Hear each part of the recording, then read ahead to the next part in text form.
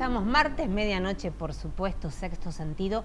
Como siempre le digo, 6 sentidos casi que no bastan para entender de verdad la complejidad del mundo actual. Un mundo maravilloso, pero complejo, bastante complejo. Bueno, hoy un placer, un caballerazo. Él es uno, usted lo conoce, es uno de los más importantes y prestigiosos tributaristas de la Argentina, de la región, le digo de Latinoamérica también.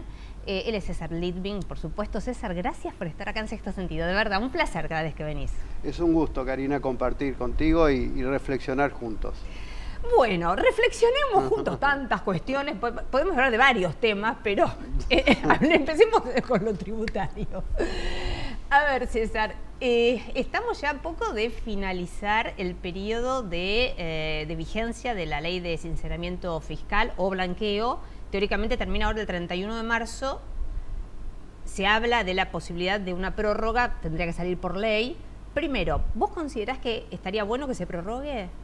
Primero quiero decir lo siguiente, yo estuve en este programa cuando recién salió la ley. Exactamente, bien al inicio. Y en ese momento pronostiqué un éxito de este blanqueo. Es cierto. Cuando todo el mundo decía que no iba a tener éxito, aunque las mismas autoridades de ese momento decían que iba a haber una exteriorización de unos 20.000 millones de dólares aproximadamente. Superó las expectativas hasta del más optimista. Yo en su momento pensé que iba a estar cerca de 100. Sí, exactamente. Yo creo que vos fuiste el que aproximó la cifra de una manera casi, que te diría, visionaria, verdaderamente. Bueno, pero superó. Lo superó, sí. Porque yo creo que el resultado va a estar por arriba de los 120.000 millones de dólares, que es un éxito a nivel mundial. Qué impresionante. ¿Por qué digo esto? Porque el antecedente de récord que teníamos era Italia. Hace un par de años se exteriorizaron 90.000 millones de euros. Nosotros ya lo superamos. Claro, 90.000 millones son más o menos 120.000 millones de dólares, más o menos, ¿no? Más o menos, claro. 110 y pico, 120. Y nosotros ya lo superamos. Con lo cual, digo, esto es un éxito importante y es un éxito para todos. O sea, para los jubilados que van a ver cobrado sus deudas que tenían por parte del Estado, para el Estado que va a tener recaudación importante a futuro, porque todos estos activos no estaban pagando impuestos en la Argentina y ahora van a empezar a pagar impuestos. Y para los contribuyentes que, bueno, tienen la posibilidad, no sé si es la última, porque es difícil decirlo, pero creo que es la última más barata. Eso es importantísimo, es la última más barata seguro, porque de hecho, bueno, la alícuota incluso aumentó un poquito desde fines de diciembre, ¿no? Empezamos con el 10. Es un aumento más virtual porque en rigor de verdad, si alguien quiere entrar, en lugar de pagar el 15, suscribe Bonar 17 o Global 17 y paga el 10,3 aproximadamente. Con lo cual, igual a algunos les parecía que ese 10% que era la alícuota general era caro. Lo que tendrían que ver es caro en relación a qué, porque aquel que tiene activos no declarados dejó de pagar un 35 de ganancia, un 21 de IVA, etcétera, etcétera. O sea, dejó de pagar mucha plata. Un 10% en relación a eso que dejó de pagar es barato. Y además otra cosa que vos lo explicaste en su momento acá en el programa, César, al inicio, pero está bueno refrescarlo. El que no declara activos que no tiene declarados, digamos, y va a ser descubierto, evidentemente, la penalidad es muy, muy fuerte, tanto desde el punto de vista económico como desde el punto de vista del tema penal, ¿no? Claro, penal acá tributario. Es importante tener en cuenta aquellos que todavía están indecisos, y no es que yo quiera vender el blanqueo, digo, pero forma es una parte de una buena praxis profesional recomendar algún antídoto cuando pueda haber algún problema. Entonces, digo, sería de mala praxis no recomendar el blanqueo. Aquel que no entra en el blanqueo y es detectado, y la chance de que sea detectado es muy grande respecto de instituciones financieras o de inmuebles, lo que tiene de capital no le va a alcanzar para pagar todas las multas. Impuestos, intereses, además de tener una denuncia penal tributaria, o sea, pone en juego su libertad ambulatoria. Directamente, Sí, para claro, decirlo así en eufemismo. Claro. Sí. Entonces, digo, Ya hoy jugar a las escondidas es un juego peligroso. Y un tema, a mí me parece muy interesante que refresques vos, que sos de verdad un erudito en todo esto. ¿Qué ha pasado últimamente? ¿Por qué ha cambiado en realidad el mapa mundial en relación a los paraísos fiscales, ¿no? Ha habido un cambio bastante draconiano en los últimos años y lo estamos empezando a ver ya. Sí, los paraísos fiscales se llaman así.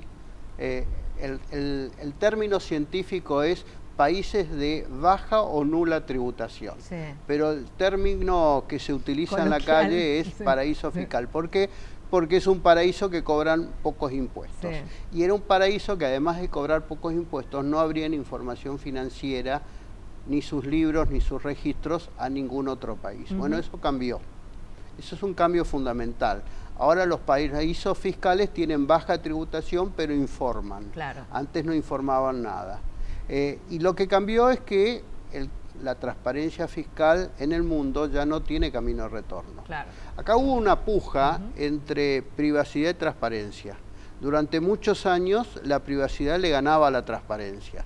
Tal es así el secreto bancario y financiero en todo el mundo, básicamente Suiza en el estandarte donde violar el secreto bancario era un delito muy grave como un homicidio. Sí, sí, sí. Bueno, se derribó esa barrera. Un poco esto tiene que ver, creo que la génesis de todo esto se vincula de manera directa con el terrorismo, ¿no? Todo esto empieza como un movimiento... Sí, esto empezó con la destrucción de las Torres Gemelas, claro, la forma de estrangular financieramente al terrorismo, claro, evitar el lavado de dinero por cuestiones de dinero muy sucio, narcotráfico, armas, terrorismo, etcétera. Y de paso se empezaron a fortalecer en el tema de el intercambio de información entre los distintos países, porque entendieron que la evasión también les quitaba un margen de dinero muy importante a los países desarrollados. Seguro. Entonces, digo, hoy la colaboración entre países es muy diferente hoy de hace 10 años. ¿Qué pasa en relación, César? Porque también hay mucho comentario en relación al tema de Estados Unidos. Viste que hubo gente al inicio de esta ley que dijo, bueno, pero en Estados Unidos no pasa nada porque Estados Unidos no va a dar información. Sin embargo, esto está creciendo a pasos agigantados. Digo, el aceleramiento de una etapa que se viene en donde la información cruzada va a existir también. Sí, ¿no? Acá hay que distinguir. Hay países organizados dentro de la OCDE que se han puesto de acuerdo en hacer una colaboración de intercambio de información recíproca y en forma automática, que esto es lo que cambia virtualmente, sí, en forma automática donde no está Estados Unidos. Estados Unidos no está porque tiene una explicación. Estados Unidos dice, yo no quiero estar obligado a dar información a países donde considero que no tienen un grado de privacidad y de uso de esa información responsable claro, y prudente. Claro. Hemos tenido algunos antecedentes acá y en otras partes del mundo, entonces yo elijo a quién darle información. No entro en el acuerdo global de los 101 países, yo elijo a quién quiero darle. Entonces creó su propio sistema, que se llama FATCA. Este sistema FATCA empezó como un sistema desde cada uno de los países hacia Estados Unidos. Estados Unidos recibía y no daba. Bueno, eso empezó a cambiar. Estados Unidos también hace FATCA recíprocos. Ya hay 62 países que reciben información de Estados Unidos. Ah, mira vos. La Argentina estaba fuera de esos países donde Estados Unidos le daba información. Bueno, a fin del año pasado se firmó un preacuerdo donde la Argentina va a recibir información de Estados Unidos. O sea que esto ya va a ser un hecho. Y eso ya está en marcha porque ya está firmado, la vigencia va a ser este año, pero el efecto va a ser 2018. Ok. Lo cual implica que el que piensa que tiene resguardo en Estados Unidos, 2018 es el año que viene. Sí, ya. Acá lo que hay que tener en cuenta es que algunos apostaban que si ganaba Trump, no iba a mantener esa política de colaboración en el combate a la evasión en el mundo. Pero Estados Unidos está cambiando también. Estados Unidos, antes uno constituía una sociedad en Delaware, en algún lugar así, y el IRS ni sabía quiénes eran los accionistas, ni les interesaba saber. Bueno, hoy le interesa. y hoy hay un régimen informativo donde cada beneficiario final de cada activo o de cada estructura societaria tiene que ser informado. Sí, y eso es un cambio muy importante que todavía mucha gente no está asumiendo. No sea noticio.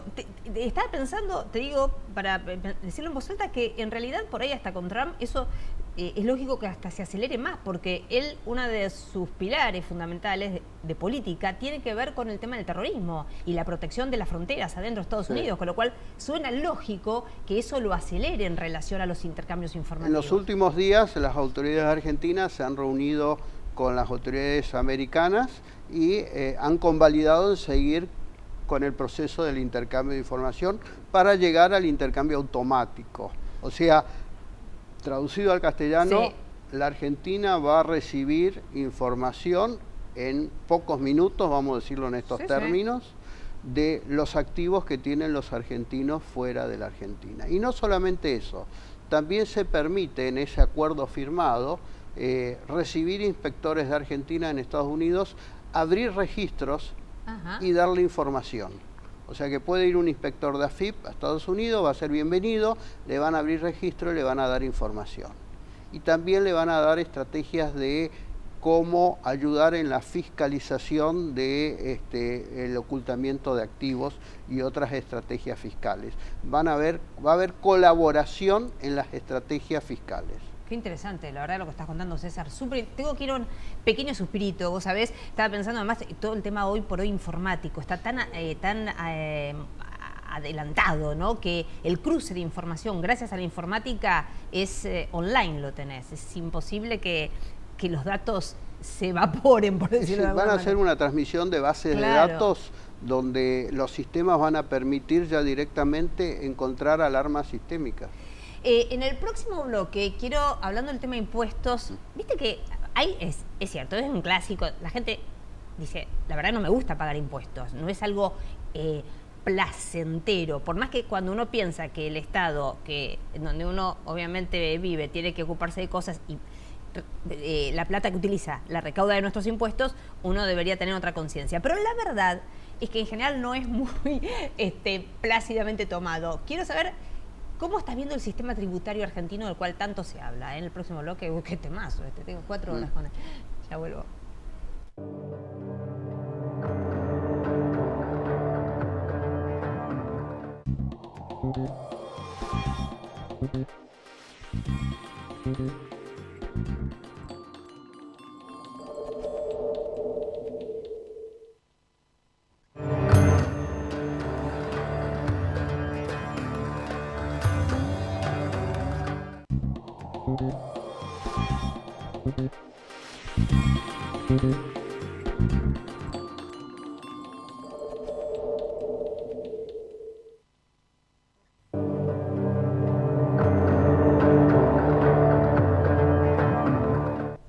Bueno, acá un placer charlando con César Ripping. César, bueno, a ver, sistema tributario argentino.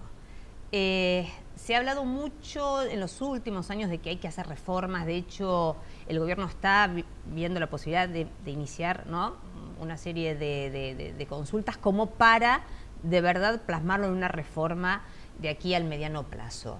¿Cuáles dirías que son los pilares fundamentales que hoy existen y tal vez habría que decir primero modificar? El sistema tributario o la reforma del sistema tributario en la Argentina es una asignatura pendiente de varias décadas, yo diría 40, 50 años, que venimos teniendo modificaciones impositivas que son parches que tuvieron como único objetivo recaudar más y más y más y más, y hoy es un conjunto de normas con una cantidad de impuestos que son distorsivos. ¿Qué significa para el público distorsivos? Son impuestos que son tóxicos a la actividad económica, tienen efectos contraproducentes, afectan la actividad económica. ¿Qué es un impuesto distorsivo? El impuesto al cheque. Por ejemplo. ¿Por qué? Porque no mide capacidades económicas, mide transacciones. ¿Qué otro impuesto era distorsivo y quedó muy reducido? La retención a las exportaciones. Donde este gobierno ha tomado partido en ese aspecto y ha eliminado y bajado la de la soja, ¿no? Sí. ¿Por qué es distorsivo? Porque si se vende el mismo producto desde Uruguay o de Paraguay, que no tienen este impuesto, vamos a encontrar que está afectando la competitividad de nuestros productos. Solamente 8 países tienen en el mundo estos impuestos distorsivos como el impuesto a la retención de exportaciones. Entonces, lo que hay que hacer con el sistema tributario es dar todo de vuelta.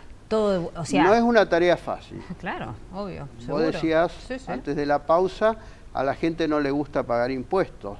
Yo digo, en cualquier parte del mundo a la gente no le gusta pagar impuestos. Claro, es algo humano tal vez, ¿no? Pero, con una diferencia.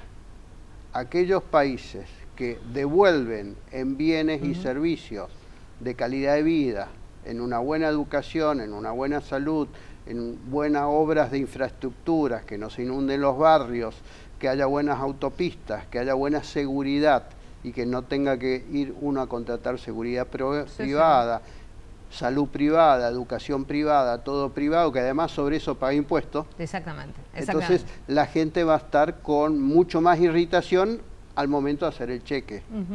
Entonces deberíamos tener en cuenta que obviamente cobrar impuestos y no dar servicio no sirve.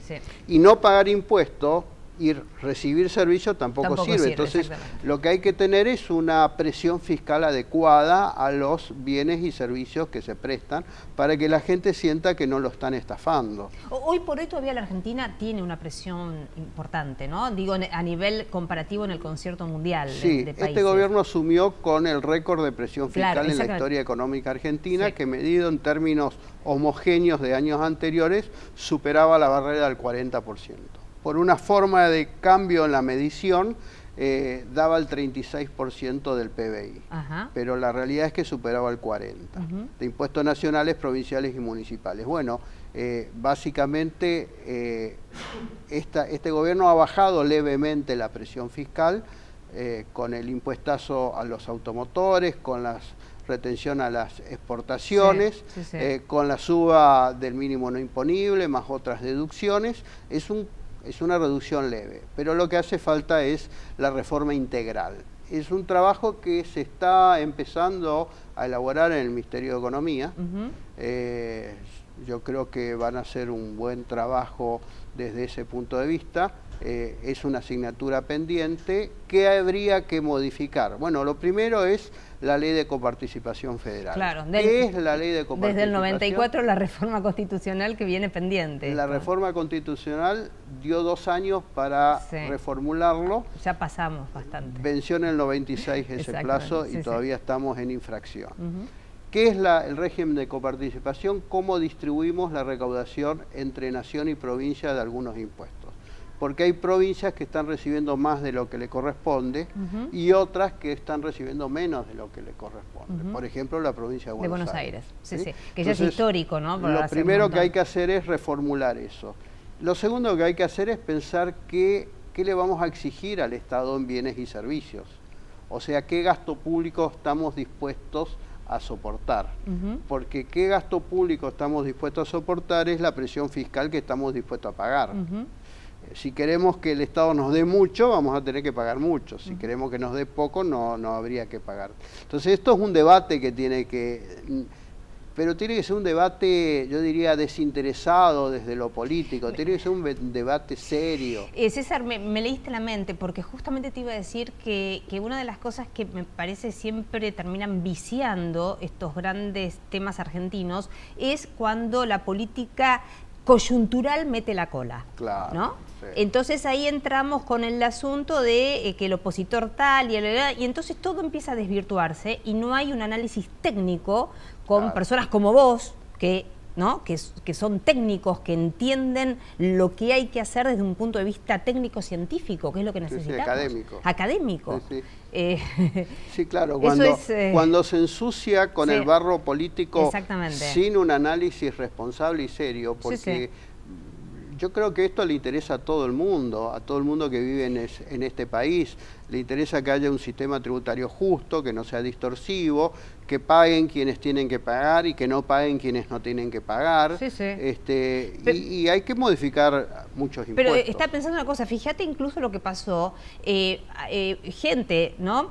Digo, gente de la política que votó en su momento el tema de la ley de sinceramiento fiscal, por cuestiones coyunturales, 2 o 3 meses después, dijeron que habría que ponerle impuestos a los activos financieros. Lo cual, o sea, ¿de qué estamos hablando? Si votaste la ley de sinceramiento fiscal, en donde una de las cuestiones es que tenés un cúmulo de instrumentos financieros que te permiten actuar dentro de la ley, vos no podés 2 meses después decir que hay que ponerle impuestos a esos activos financieros. Uno de los efectos más complicados en la vida económica de la Argentina es el cambio de las reglas de juego y la inseguridad jurídica. Si nosotros nos damos señales muy fuertes, la gente no va a invertir en la Argentina. Y cuando digo la gente, no solamente los inversores externos, la gente que ha blanqueado su dinero. Y quiero decir algo, porque hablamos del blanqueo. Mucha gente ha escapado sus ahorros al exterior en cuentas bancarias, en inmuebles, etcétera, no tanto por evadir el impuesto, sino para proteger su patrimonio. En una Argentina donde esta inseguridad jurídica y parte de lo que se dice del relato de grabar esto y sacarle a los ricos para darle a los pobres, bueno, es un tema donde asusta. Una de las inquietudes más grandes de la gente que venía por asesoramiento para el sinceramiento fiscal es ¿qué hago si después vienen leyes que de alguna manera confiscan los ahorros de toda la vida, ¿no?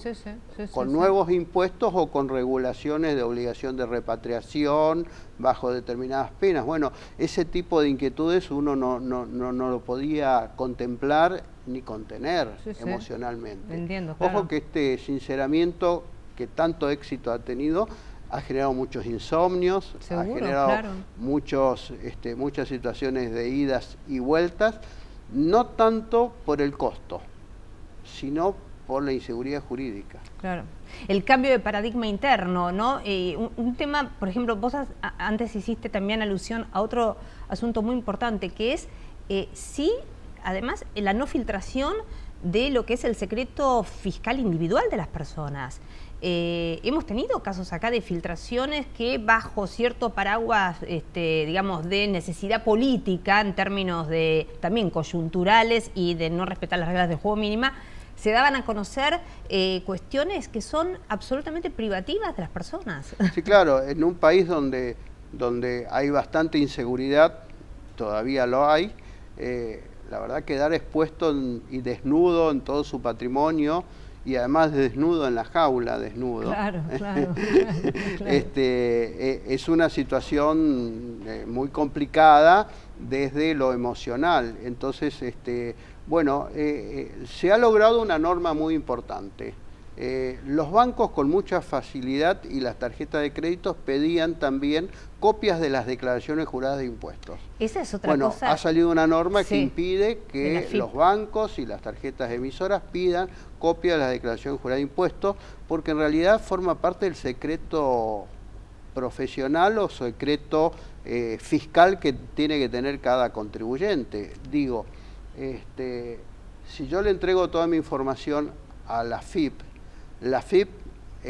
tiene una norma, en realidad en la ley, hay una norma en la ley que impide divulgar toda la información que tiene la AFIP, bajo pena de tipificar el delito de violación de secreto. Entonces yo tengo que tener la confianza de presentar una declaración jurada a la AFIP y que la AFIP no divulgue esa información. Claro, que no haya gente adentro del propio organismo que pueda cometer un delito. Eso está. Pero resulta que se violaba rápidamente cuando los bancos, cuando uno quiere abrir una cuenta, pide, mándame la copia de las declaraciones juradas. ¿Por qué? Increíble, con un nivel de liviandad, ¿no? Como si fuera una cosa, digamos, una receta de cocina. Claro, y cómo yo sé de la cadena de resguardo que va a tener esa información, cómo yo sé a quién le doy esa información, dónde queda y de qué manera fluye toda esa información. Es una gran inseguridad. Entonces, bueno, se ha logrado que los bancos no tengan que pedir, no puedan pedir eso es importante. información. Y las tarjetas de crédito también, porque algunas las siguen pidiendo, según me han comentado, las siguen pidiendo. Claro que las siguen pidiendo. Y uno como ciudadano tiene el derecho de decirle no te la doy. De ninguna manera. Te puedo dar otros elementos porque, claro, hay que ponerse en el lugar de los bancos. Los bancos necesitan conocer el perfil del cliente. ¿Qué patrimonio tiene? Si tiene solvencia o no tiene solvencia. Si puede respaldar un crédito, Bueno, le podemos presentar otro tipo de información, certificaciones contables de determinados activos pero no necesariamente de todos los activos. Claro. Yo no le quiero mostrar los activos que están en el exterior. Claro. Le muestro los activos que están acá. Muy interesante, César. Viste que me están poniendo musiquita, ¿no? ¿Puedes creer que, bueno, me voy porque no tengo más tiempo? Un placer, como siempre. De verdad, charlar contigo, uno aprende, siempre te digo lo mismo, uno aprende un montonazo y de verdad es un gran placer. Bueno, me he sentido muy cómodo acá. Mil gracias, César Letelier, como siempre. Gracias. Martes que viene, con pragmatismo y optimismo, el futuro es hoy. Chao.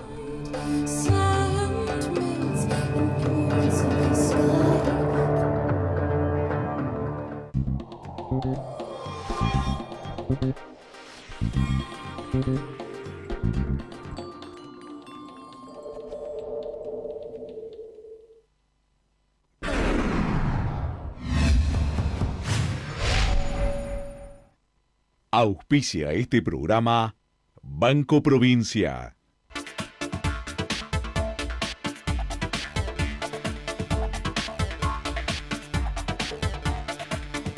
¡Qué elegancia! ¿Pero a dónde van con tantos descuentos en espectáculos? No sabemos ir al cine o ver ballet. Vayan al teatro pero con los lentes puestos. Ballet en 3D. Salí a disfrutar. Invertí en la vida. Es posible que tu aporte para cuidar el agua sea una gota en el océano, pero sin tu aporte, al océano le faltaría una gota. Es un mensaje de AISA.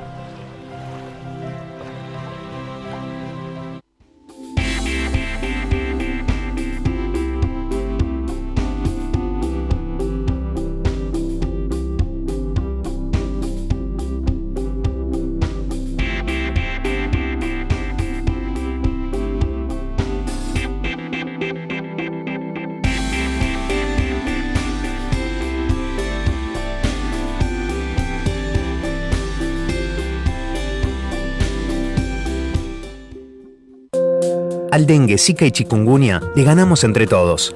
Eliminemos los criaderos de mosquitos de nuestras casas. Entérate de todo lo que podés hacer entrando a salud.gov.ar. Buenos Aires, provincia.